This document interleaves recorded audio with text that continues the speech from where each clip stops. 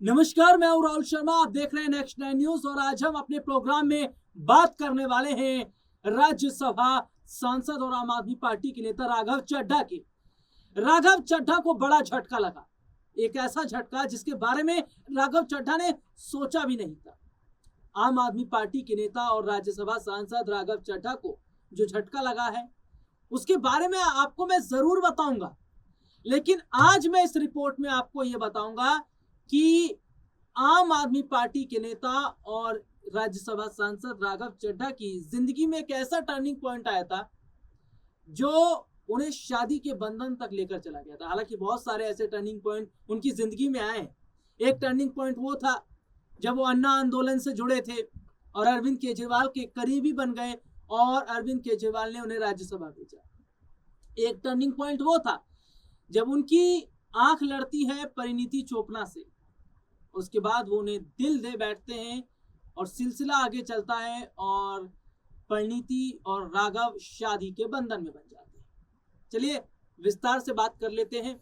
आज हर खबर पर मैं विस्तार से बात कर रहा हूं और इस पर भी मैं बहुत सारी जानकारियां अपने दर्शकों को बताऊंगा। आम आदमी पार्टी के नेता और राज्यसभा सांसद राघव चड्ढा को उस वक्त बड़ा झटका लगा जब पार्टी की तरफ से राज्यसभा सचिवालय को लेटर लिखकर अपने सांसद राघव चड्ढा को सदन में पार्टी के डिप्टी लीडर के पद से हटाने का आग्रह किया गया।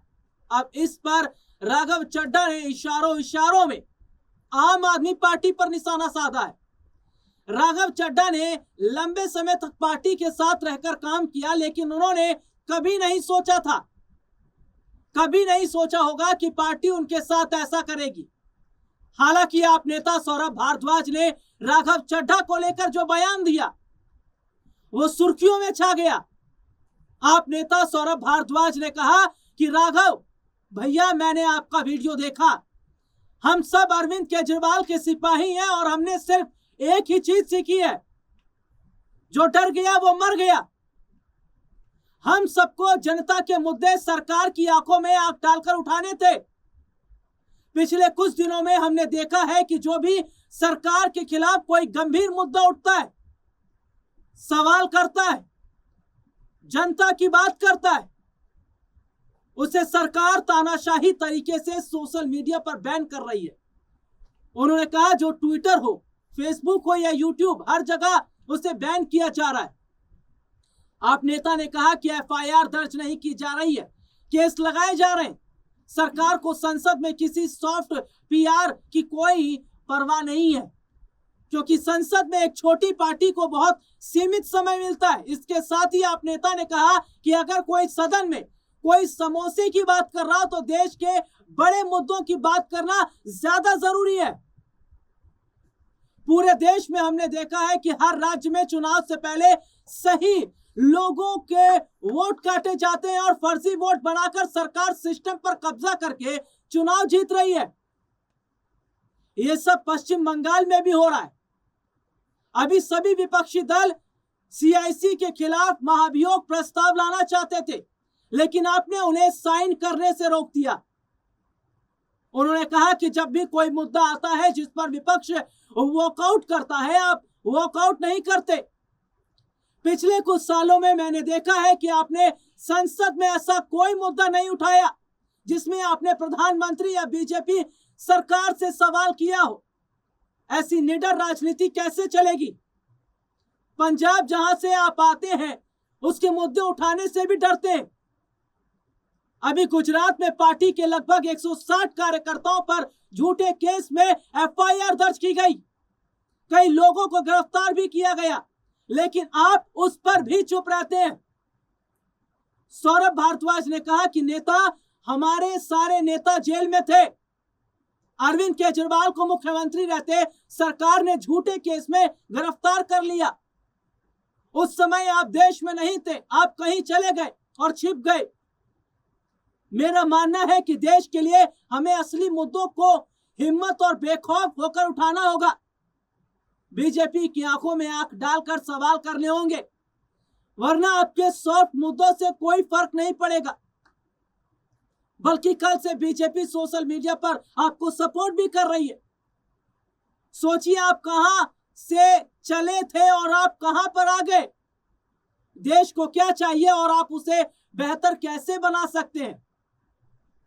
वैसे आपको बता दें कि राघव चड्ढा ने आपके फैसले के बाद आम आदमी पार्टी ने राघव चड्ढा को जो दिया है और राघव चड्ढा की जो नाराजगी है वो साफ नजर आ रही है।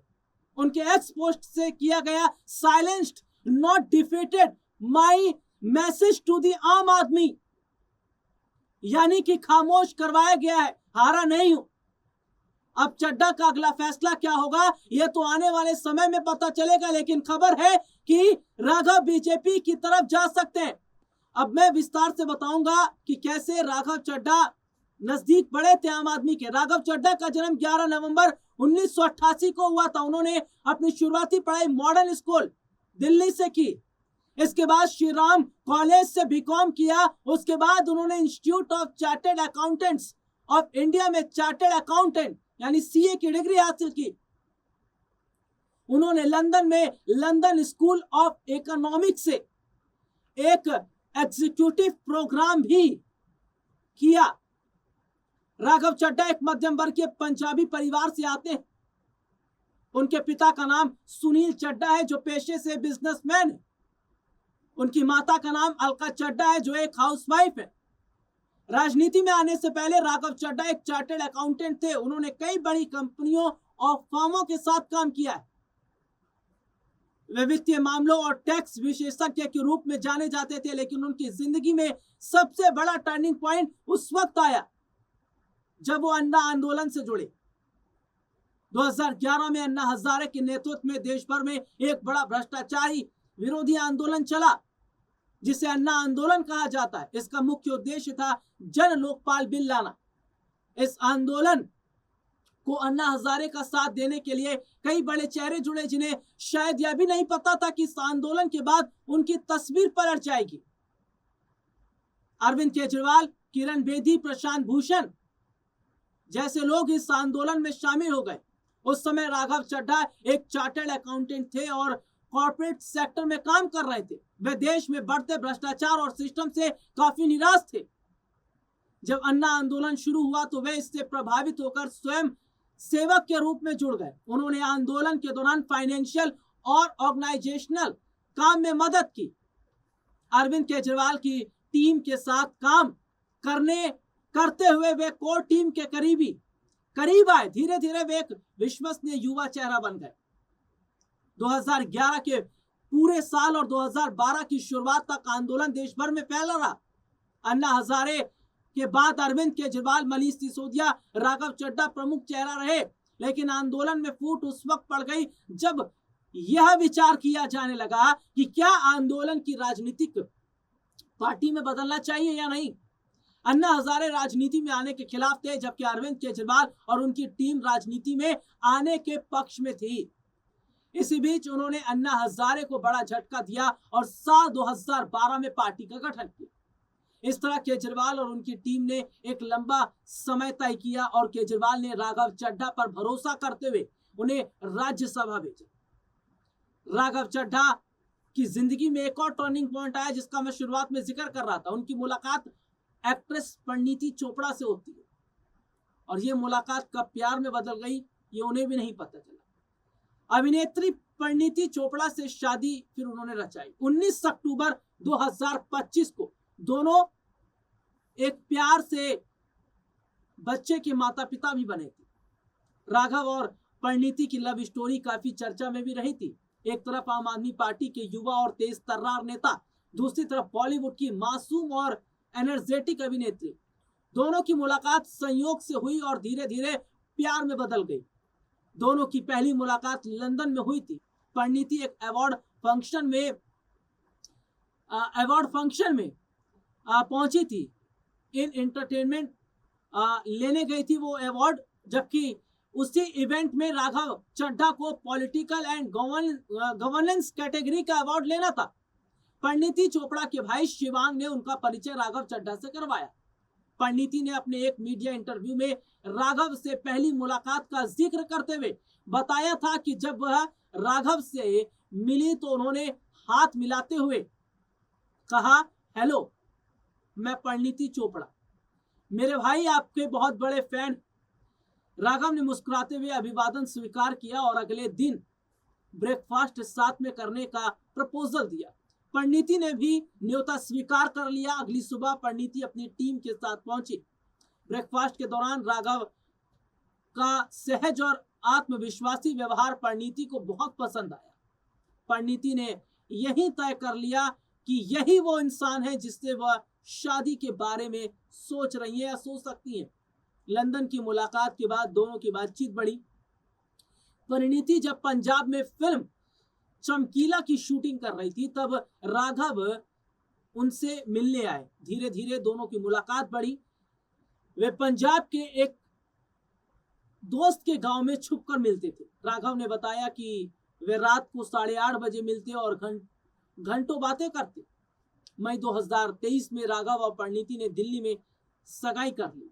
सगाई की खबर सामने आते ही मीडिया में हलचल मच गई। हर कोई हैरान तो था, लेकिन लगभग सभी ने दोनों की जोड़ी को परफेक्ट बताया। फिर 24 सितंबर 2023 की तारीख आई। यह तारीख दोनों की जिंदगी का सबसे यादगार पल बन गई। इसी दिन उदयपुर के लीला पैलेस में दोनों ने शादी के 7 फेरे लिए। शादी में दोनों परिवारों और करीबी दोस्तों ने शिरकत की। इसमें आम आदमी पार्टी के कई बड़े लीडर भी थे। परिणीति और राघव दोनों भले अलग अलग करियर में हैं, लेकिन दोनों एक दूसरे के काम का पूरा सम्मान करते हैं। परिणीति कई बार पब्लिक प्लेटफॉर्म पर कह भी चुकी हैं कि राघव उन्हें बैलेंस्ड लाइफ जीना सिखाते हैं, जबकि राघव कहते हैं कि परिणीति ने उनके जीवन को खुशियों से भर दिया है। दोनों हमेशा एक दूसरे के काम की तारीफ भी करते नजर आते। अभी कुछ समय पहले राघव चड्ढा ने जब संसद में पैटर्निटी लीव की बात मांग रखी तो परिणीति ने तारीफ करने में बिल्कुल देर नहीं की। परिणीति ने अपने सोशल मीडिया हैंडल से लिखा था, मेरे प्यारे पति, आज आपको न केवल एक सांसद के रूप में बल्कि हमारे बच्चे के नए पिता के रूप में बोलते हुए देखना एक ऐसा पल है जिसे मैं लंबे समय तक संजो कर रखूंगी। आज आपने उस पिता के रूप में बात की जिसे मैं हर दिन देखती हूँ। राघव भी खुलकर पत्नी परिणीति के काम की तारीफ करते रहते। इस तरीके से दोनों की जोड़ी आज भी बनी है और दोनों हंसी खुशी रह रहे। हालांकि राघव चड्ढा की मैं बात कर रहा हूं तो ये जरूर देखना होगा कि राघव चड्ढा की जिंदगी में अब अगला टर्निंग पॉइंट क्या आएगा, क्योंकि जिस तरीके से खबर चल रही है कि बीजेपी लगातार उन्हें सपोर्ट कर रही है, समर्थन दे रही है, तो क्या राघव चड्ढा अब बीजेपी से हाथ मिलाएंगे और क्या बीजेपी के साथ अपनी नई पारी की शुरुआत करेंगे? फिलहाल इस प्रोग्राम में इतना ही। आपसे फिर मुलाकात होगी, तब तक के लिए इजाजत दीजिए। नमस्कार।